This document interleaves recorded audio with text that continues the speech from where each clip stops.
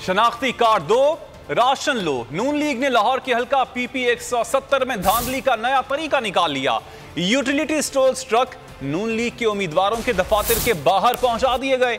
PP 170 में अवाम से शनाख्ती card लिया और यूटिलिटी स्टोर्स का आटा, चीनी और घी अवाम में तकसीम करने लगे।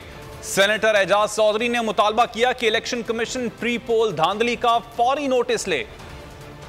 को इज्जत देने के बाद नून लीग का नारा बन गया शनाख्ती कार्ड दो, राशन लो। नून लीग ने जिमनी इलेक्शन में धांधली का तरीका ढूंढ निकाला। मुस्लिम लीग नून ने यूटिलिटी स्टोर्स के ट्रक उम्मीदवारों के दफातर पर पहुंचा दिए। लाहौर के हल्का PP 170 में अवाम से शनाख्ती कार्ड लेकर इन्हें आटा, चीनी और घी दिया जाने लगा। नून लीग के उम्मीदवार अमीन चौधरी और इनके भाई ओन चौधरी निगरानी कर रहे हैं। सेनेटर एजाज चौधरी ने कहा कि जिमनी इंतखाबात में हुकूमत ने धांधली का आगाज कर दिया।